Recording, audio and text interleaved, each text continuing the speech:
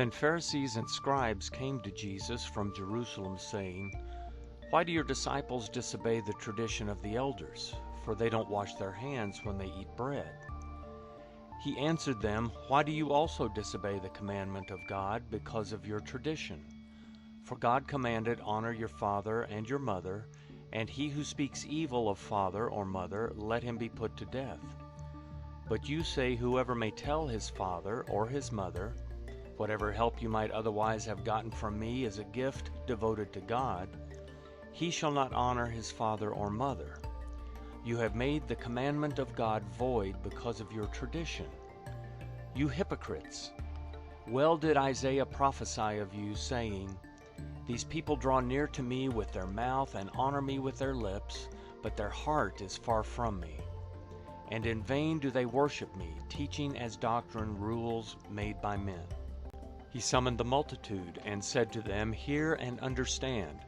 That which enters into the mouth doesn't defile the man, but that which proceeds out of the mouth, this defiles the man." Then the disciples came and said to him, "Do you know that the Pharisees were offended when they heard this saying?" But he answered, "Every plant which my heavenly Father didn't plant will be uprooted. Leave them alone. They are blind guides of the blind. If the blind guide the blind, both will fall into a pit." Peter answered him, "Explain the parable to us." So Jesus said, "Do you also still not understand? Don't you understand that whatever goes into the mouth passes into the belly and then out of the body? But the things which proceed out of the mouth come out of the heart, and they defile the man. For out of the heart comes evil thoughts, murders, adulteries, sexual sins, thefts, false testimony, and blasphemies. These are the things which defile the man. But to eat with unwashed hands doesn't defile the man." Jesus went out from there and withdrew into the region of Tyre and Sidon. Behold, a Canaanite woman came out from those borders and cried, saying, "Have mercy on me, Lord, you Son of David. My daughter is severely possessed by a demon." But he answered her not a word. His disciples came and begged him, saying, "Send her away, for she cries after us." But he answered, "I wasn't sent to anyone but the lost sheep of the house of Israel." But she came and worshipped him, saying, "Lord, help me."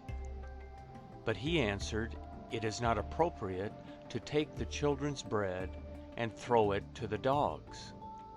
But she said, "Yes, Lord, but even the dogs eat the crumbs which fall from their master's table."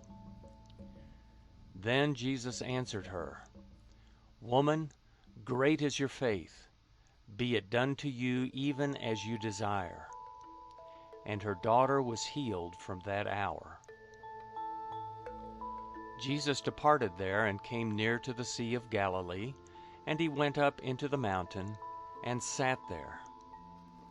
Great multitudes came to him, having with them the lame, blind, mute, maimed, and many others, and they put them down at his feet. He healed them, so that the multitude wondered when they saw the mute speaking, injured whole, lame walking, and blind seeing, and they glorified the God of Israel. Jesus summoned his disciples and said, "I have compassion on the multitude, because they continue with me now 3 days, and have nothing to eat. I don't want to send them away fasting, or they might faint on the way." The disciples said to him, "Where should we get so many loaves in a deserted place as to satisfy so great a multitude?" Jesus said to them, "How many loaves do you have?" They said, 7, and a few small fish. He commanded the multitude to sit down on the ground, and he took the 7 loaves and the fish. He gave thanks and broke them, and gave to the disciples, and the disciples to the multitudes. They all ate and were filled. They took up 7 baskets full of the broken pieces that were left over. Those who ate were 4,000 men, besides women and children. Then he sent away the multitudes, got into the boat, and came into the borders of Magdala.